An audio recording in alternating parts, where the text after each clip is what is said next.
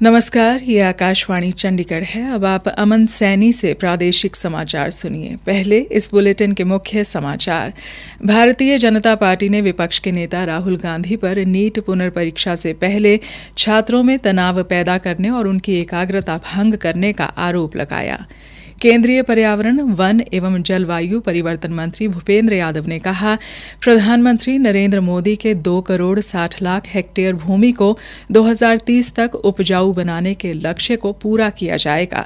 हरियाणा के मुख्यमंत्री नायब सिंह सैनी ने भिवानी के गुजरानी में 31 करोड़ रुपए की लागत से चौधरी बंसीलाल सिविल एरोड्रोम पर बने हैंगर, एयर ट्रैफिक कंट्रोल भवन, सुरक्षा चौकी व कैंटीन का उद्घाटन किया।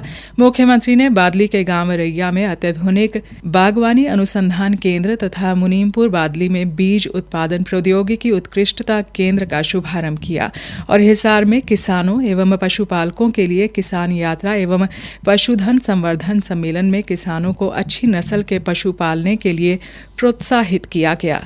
अब समाचार विस्तार से। भारतीय जनता पार्टी ने आज लोकसभा में विपक्ष के नेता राहुल गांधी पर नीट पुनर्परीक्षा से पहले छात्रों के मन में तनाव पैदा करने और उनकी एकाग्रता भंग करने का आरोप लगाया। भाजपा प्रवक्ता सुधांशु त्रिवेदी ने कहा कि सरकार इस परीक्षा को पूरी संवेदनशीलता और सतर्कता के साथ व्यवस्थित तरीके से आयोजित करने जा रही है। मात्र 3 दिन के बाद नीट की परीक्षा दोबारा संपन्न होने जा रही। इस विषय को लेकर जहां एक तरफ सारे छात्र पूर्ण मनोयोग से परीक्षा की तैयारी कर रहे हैं, जहां एक तरफ सरकार संवेदनशीलता से काम करती हुई दिखाई पड़ रही है, वहीं कांग्रेस पार्टी और नेता प्रतिपक्ष श्री राहुल गांधी ऐसा प्रतीत हो रहा है कि संवेदनशीलता के स्थान पर कुटिलता का प्रयोग करते हुए दिखाई पड़ रहे हैं। पर्यावरण, वन और जलवायु परिवर्तन मंत्री भूपेंद्र यादव ने कहा है कि बंजर भूमि को दोबारा उपजाऊ बनाने की सरकार की कोशिशें न सिर्फ प्रकृति की सेवा हैं बल्कि मानवता के भविष्य को सुरक्षित करने का संकल्प भी है। नई दिल्ली में मरुस्थलीकरण और सूखे से निपटने के लिए वैश्विक दिवस के अवसर पर आयोजित एक कार्यक्रम में श्री यादव ने कहा कि प्रधानमंत्री नरेंद्र मोदी ने 2 करोड़ 60 लाख हेक्टेयर भूमि को उपजाऊ बनाने का लक्ष्य रखा है। हम पूरी तरीके से अपने मंत्रालय की प्रतिबद्धता माननीय प्रधानमंत्री जी ने जो कॉप 2014 की दिल्ली डिक्लेरेशन के समय में करी थी कि हम 26 मिलियन हेक्टेयर को 2030 तक एक तरीके से रेस्टोरेशन का काम करेंगे। भारत सरकार अपने ग्रीन इंडिया मिशन में लगभग 1.7 लाख हेक्टेयर जमीन का कार्य हमने किया है और कैंपा के समर्थन से भी पिछले 5 वर्षों में 3.2 लाख हेक्टेयर का हम लोगों ने फॉरेस्टेशन करने का काम किया है। हरियाणा के मुख्यमंत्री नायब सिंह सैनी ने भिवानी के गुजरानी में 31 करोड़ रुपए की लागत से चौधरी बंसीलाल सिविल एरोड्रोम पर बने हैंगर, एयर ट्रैफिक कंट्रोल भवन, सुरक्षा चौकी व कैंटीन का उद्घाटन किया। इस अवसर पर मुख्यमंत्री ने कहा कि हरियाणा हवाई संपर्क के क्षेत्र में तेजी से आगे बढ़ रहा है। उन्होंने कहा कि हवाई पट्टी पर बने इस हैंगर व एयर ट्रैफिक कंट्रोल भवन से जहाजों का सुरक्षित संचालन किया जा सकेगा और जहाजों के रखरखाव का कार्य भी आसान होगा।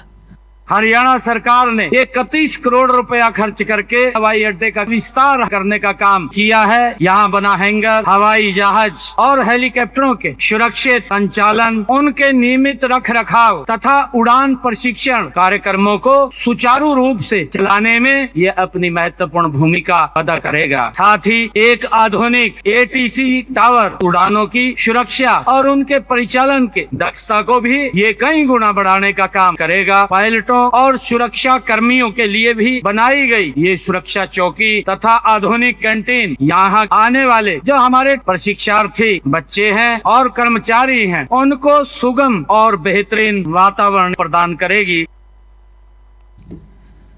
उद्घाटन के उपरांत मुख्यमंत्री ने बताया कि भिवानी के चौधरी बंसीलाल एरोड्रोम पर 120 पायलट ने प्रशिक्षण पूरा किया है। उन्होंने कहा कि प्रधानमंत्री नरेंद्र मोदी ने हिसार हवाई अड्डे से चंडीगढ़, जयपुर व अयोध्या के लिए सीधी हवाई सेवा शुरू की थी।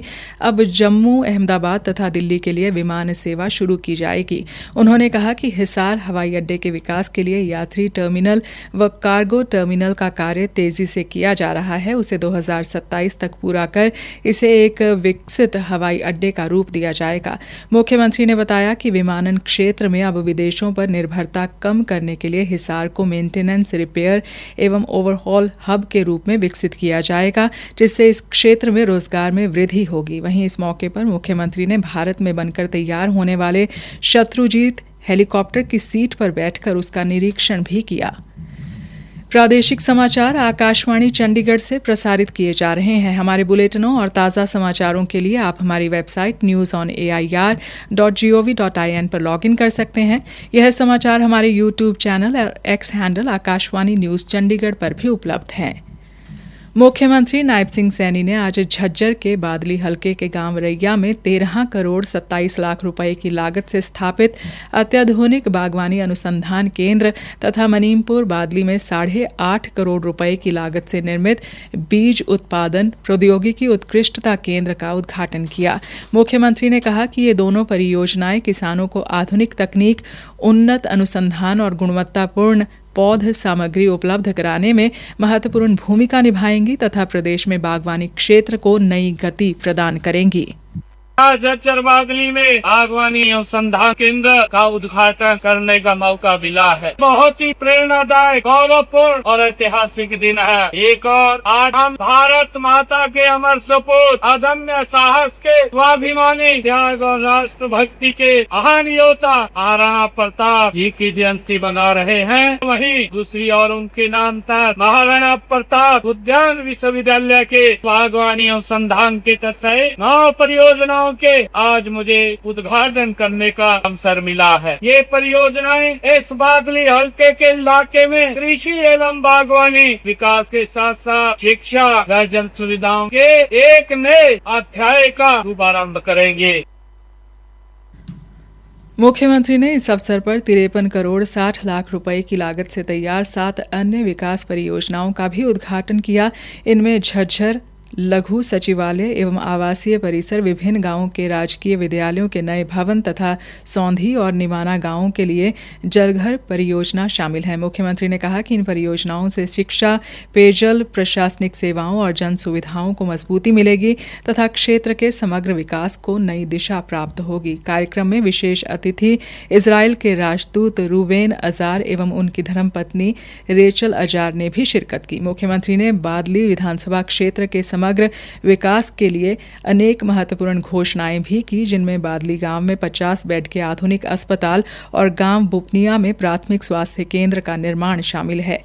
मुख्यमंत्री ने क्षेत्र के बुनियादी ढांचे, स्वास्थ्य, शिक्षा, खेल, सिंचाई एवं ग्रामीण विकास को नई गति देने का संकल्प भी दोहराया। लाला लाजपत राय पशु चिकित्सा एवं पशु विज्ञान विश्वविद्यालय द्वारा आज हिसार में किसानों एवं पशुपालकों के लिए किसान यात्रा एवं पशुधन संवर्धन सम्मेलन का आयोजन किया गया। सम्मेलन में मुख्य अतिथि लोक निर्माण मंत्री रणबीर गंगवा ने पशुपालकों को सम्मानित किया। इस अवसर पर कैबिनेट मंत्री ने कहा कि यह कार्यक्रम पशुओं की नस्ल सुधार को लेकर किसानी का ज्ञानवर्धन करने वाला है, क्योंकि पशुपालन का काम किसान से जुड़ा हुआ है।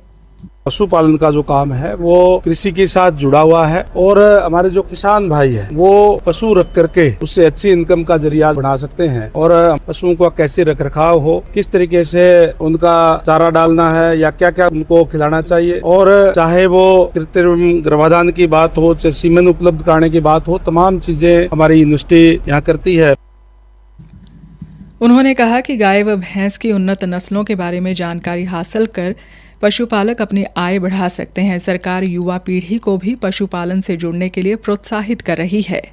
हमारी जो आने वाली पीढ़ी है, युवाओं को भी इस काम से जुड़ने के लिए अपनी नस्ल की जो गाय है और अगर रखता है तो 30,000 रुपए तक की सब्सिडी देने का काम करते हैं, ताकि ज्यादा गाय पालन को बढ़ावा दिया जा सके। इसी तरीके से चाहे पशुपालन या कोई डेयरी करता है तो उसके लिए सरकार की तरफ से लोन उपलब्ध कराया जाता है, ताकि हमारी नस्ल का संरक्षण हो। वही हमारी जो एक मुख्य आय का साधन जो है वो भी इसमें बनता है।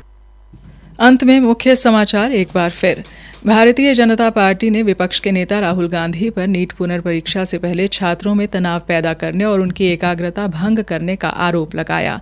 केंद्रीय पर्यावरण, वन एवं जलवायु परिवर्तन मंत्री भूपेंद्र यादव ने कहा, प्रधानमंत्री नरेंद्र मोदी के 2 करोड़ 60 लाख हेक्टेयर भूमि को 2030 तक उपजाऊ बनाने के लक्ष्य को पूरा किया जाएगा। हरियाणा के मुख्यमंत्री नायब सिंह सैनी ने भिवानी के गुजरानी में 31 करोड़ रुपए की लागत से चौधरी बंसीलाल सिविल एरोड्रोम पर बने हैंगर, एयर ट्रैफिक कंट्रोल भवन, सुरक्षा चौकी व कैंटीन का उद्घाटन किया। मुख्यमंत्री ने बादली के गांव रैया में अत्याधुनिक बागवानी अनुसंधान केंद्र तथा मुनीमपुर बादली में बीज उत्पादन प्रौद्योगिकी उत्कृष्टता केंद्र का शुभारंभ किया और हिसार में किसानों एवं पशुपालकों के लिए किसान यात्रा एवं पशुधन संवर्धन सम्मेलन में किसानों को अच्छी नस्ल के पशु पालने के लिए प्रोत्साहित किया गया। इसी के साथ समाचार बुलेटिन समाप्त हुआ।